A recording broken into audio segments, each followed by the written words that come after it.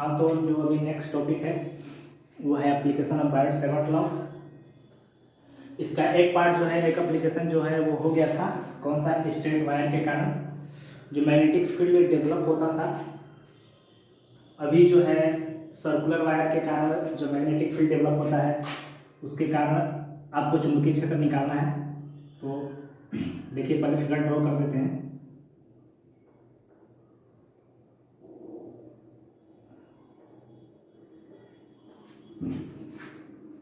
ये कोई सर्कल है और इसमें जो है करंट जो जा रहा है वो आई है।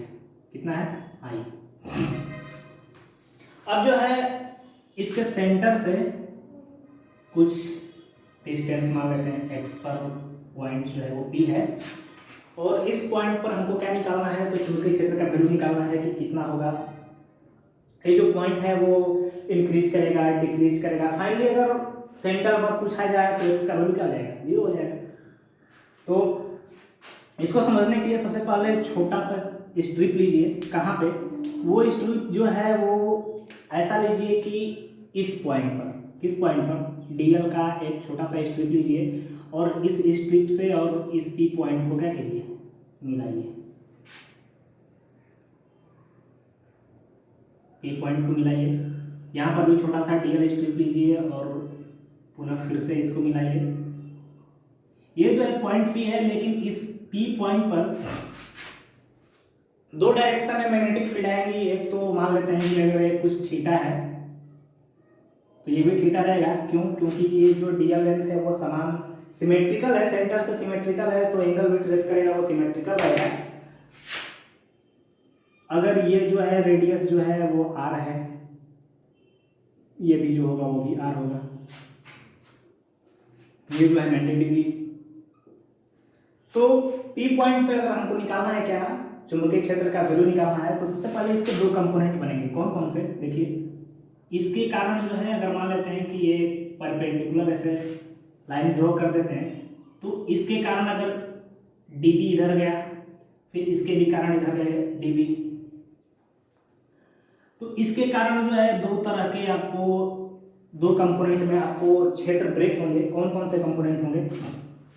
ये यहाँ पर थीटा, यहाँ भी थीटा। तो कंपोनेंट जो है कोस थीटा में ब्रेक होगा, एक साइन थीटा में ब्रेक होगा। अगर ये जो है पॉइंट पी है, तो सबसे पहले उसको ड्रॉ करते हैं एक बार यहाँ पर, सिंपल ये वाला। ये पॉइंट पी हो गया, इसके कारण से इधर हो गया डीबी, एक इधर हो गया डीबी।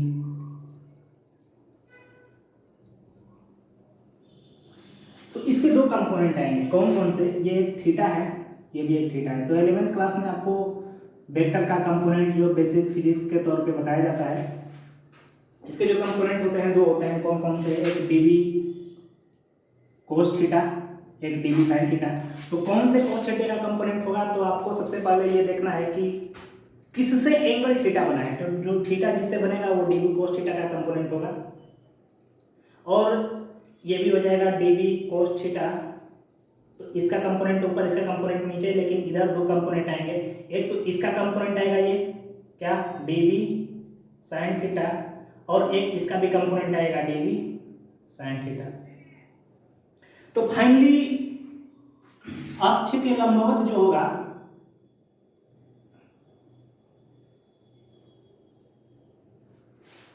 वो चुंबकीय क्षेत्र, वो कितना होगा? वो 0 होगा। क्यों 0 होगा? क्योंकि समान मैग्नीट्यूड का है। डीबी कोस थीटा ऊपर भी है, डीबी कोस थीटा नीचे भी है, लेकिन ये एक दिशा में नहीं है, एक दूसरे के अपोजिट दिशा में है। तो एक दूसरे के अपोजिट दिशा में रहेंगे तो क्या करेंगे, एक दूसरे को कैंसिल आउट कर लेंगे। कैंसिल आउट करेंगे इन द सेंस ये कि इन दोनों का जो समेशन होगा वो किसके इक्वल हो जाएगा, तो 0 के इक्वल हो जाएगा। अब देखिए डीबी साइन थीटा है, क्या है? DB sine theta. DB sine theta को अब ये है पता है कि अक्ष पर चुंबकीय क्षेत्र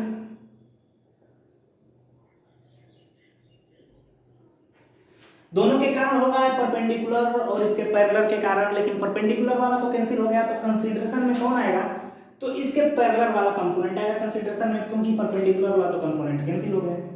क्यों कैंसिल हो गया, इसका भी ये भी पता है कि इसका परिमाण दोनों का सेम है, लेकिन डायरेक्शन क्या है, अलग अलग है। इसके वजह से ये कैंसिल आउट एक दूसरे को कर लेते हैं। और फाइनली इसके अक्ष के समांतर वाले कंपोनेंट को ही हम कंसीडरेशन में लाते हैं, उसी का कुछ वैल्यू आता है। तो अक्ष पर चुंबकीय क्षेत्र तो बायो सेवर्ट लॉ लगाते हैं, बायो सावर्ट के नियम से। तो बायो सेवर्ट का नियम क्या बताता है कि dv equal to mu naught upon में 4 पाई एक कांस्टेंट हो गया था। इसके बाद क्या होता है, आई dl साइन थीटा अपॉन में आर स्क्वायर। ये आर क्या था, तो वही आर था जो dl और उस p पॉइंट के बीच का जो दूरी था, वही ये आर डिनोट करता था। तो इस p पॉइंट से और dl के बीच का दूरी कितना होगा, तो देखिए सिंपल हम तो ये बोलेंगे कि इस सेंटर से, ये सेंटर को कुछ मान लेते हैं o, इस सेंटर से इस p पॉइंट के बीच का दूरी हमने x मान रखा है, ठीक है। अब इस सेंटर से इस dl का जो डिस्टेंस है वो r है, तो इससे और इसका डिस्टेंस कितना होगा, तो सिंपल ये बोलेंगे कि 90 डिग्री है, ठीक। एक समकोण त्रिभुज है, ये बेस और ये हाइट हो गया, तो इसका जो होल स्क्वायर होगा वो कर्ण के इक्वल होगा, कितना होगा, r square plus x square हो गया। अब ये बताइए कि साइन थीटा का वैल्यू कितना होगा। साइन थीटा को निकालने के लिए सबसे पहले इस ऊपर वाले त्रिभुज को हम ड्रॉ करते हैं। देखिए ऊपर वाले त्रिभुज को ड्रॉ करते हैं तो क्या बनेगा, ये हो गया x, ये हो गया r, ये क्या हो जाएगा r square plus x square, ये क्या हो गया थीटा। तो साइन थीटा इक्वल टू क्या होगा, साइन थीटा जो होगा वो लंब बटा में कर्ण, तो कितना हो जाएगा r अपॉन में r square plus under root r square plus x square हो गया। ये होगा, इस साइन थीटा का वैल्यू इसमें पुट कर दीजिए। साइन थीटा का वैल्यू क्या करना है, इसमें पुट कर देना है। तो साइन थीटा का वैल्यू इसमें पुट कर दीजिए। इस देखिए कि क्या आ रहा है, तो dv इक्वल टू आएगा, dv equal to mu naught upon में 4 पाई, इसके बाद i dl साइन थीटा की जगह पे पुट कर दीजिए। तो पहले r की जगह पे क्या बनेगा, r की जगह पे ये बताए थे under root r square plus x square, तो r की जगह पे रख दीजिए r square plus x square, ठीक है। और साइन थीटा की जगह पे क्या होगा, r अपॉन में ये इसका होल स्क्वायर होगा, क्योंकि यहाँ पर होल स्क्वायर है, ठीक है। ये r अपॉन में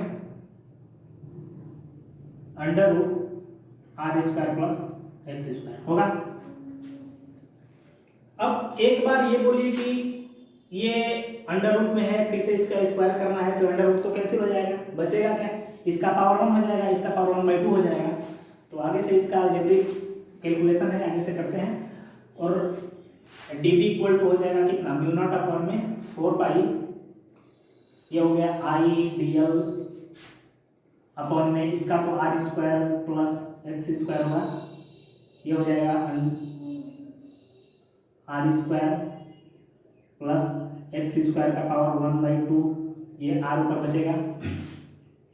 बेस सेम है, लेकिन पावर को अगर बेस सेम रहता है, अगर मल्टीप्लिकेशन में रहता है तो क्या करता है, पावर को ऐड कर देते हैं। तो पावर को ऐड कर दीजिए, पावर को ऐड करेंगे तो क्या पाएंगे, dv इक्वल टू हो जाएगा म्यू नॉट अपॉन में 4 पाई, ये हो जाएगा i dl इंटू आर, ये हो जाएगा r square plus x square का पावर 3/2 हो गया, क्योंकि 1 प्लस 1/2 कितना हो जाएगा, ये हो जाएगा 3/2।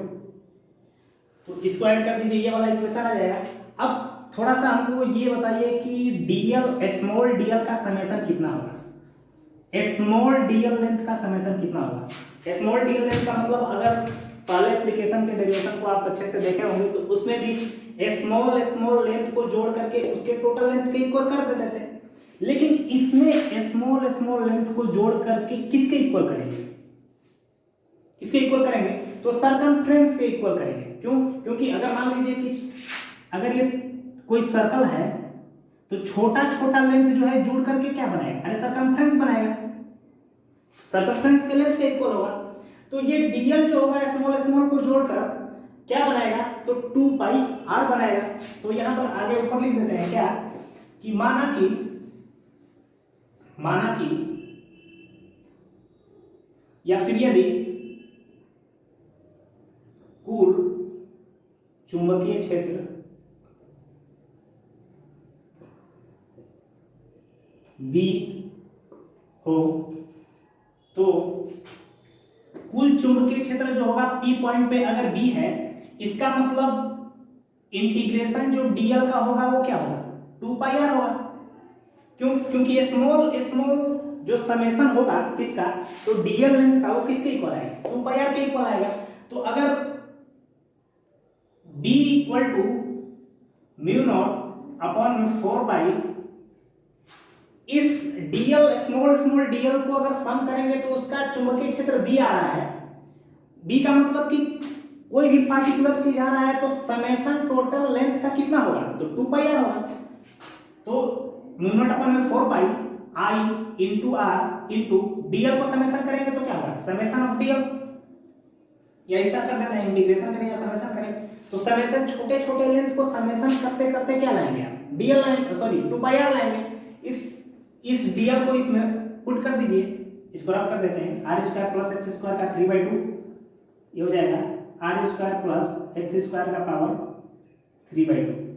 इसका वैल्यू कितना, 2πr। तो b इक्वल टू हो जाएगा point p equal to mu naught upon में 4 ये हो जाएगा ir इंटू 2πr अपॉन में r square plus x square का पावर 3/2। ठीक है, अब ये हो जाएगा, देखिए b at point p equal to pi से तो पाई कैंसिल, 2 से ये 2 बार में कैंसिल, तो कितना हो जाएगा, mu naught I r square upon में 2 r square plus x square का पावर 3/2। ठीक है, यही इक्वेशन जो है वो किसी भी, ये जनरल इक्वेशन है, इस इक्वेशन को आप याद रखेंगे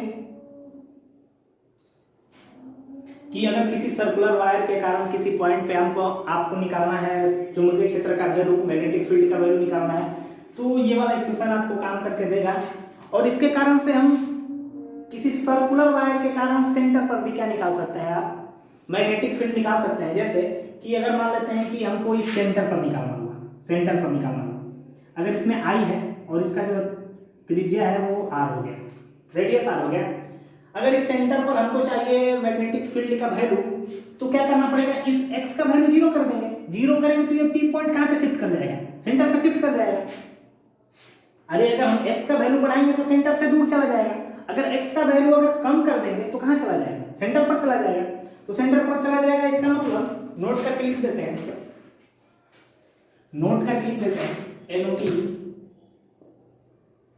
यदि x इक्वल टू 0 हो तो x इक्वल टू 0 का मतलब यहाँ पे x इक्वल टू 0 पुट कर दीजिए। x इक्वल टू 0 पुट करेंगे, sorry x equal to 0 put करेंगे तो b अब एट पॉइंट p कितना आ जाएगा, देखिए mu naught I r square upon में 2 ये हो गया r स्क्वायर प्लस 0 का होल स्क्वायर का पावर 3/2 हो गया। अब इसको b एट पॉइंट p जो हो गया वो कितना हो गया, म्यू नॉट I ये हो गया r स्क्वायर, ये हो गया 2 इंटू ये r स्क्वायर इंटू 3/2, ये 2 से 2 कैंसिल। अब बचेगा क्या, b एट पॉइंट p जो हो गया वो mu naught I r square upon में 2 इंटू r ऑफ q, तो ये 2 से ये गया, बचेगा कितना, बस r बचेगा। b एट पॉइंट p कितना आ जाएगा, म्यू नॉट I अपॉन में 2r, b at point p जो आएगा वो आएगा म्यू नॉट I अपॉन में 2r।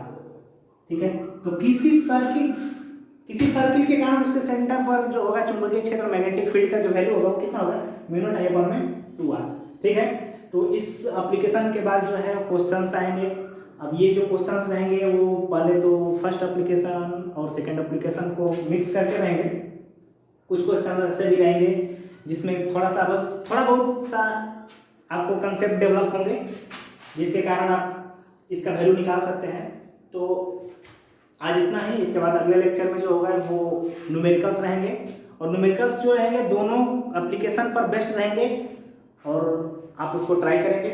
ठीक है, थैंक यू।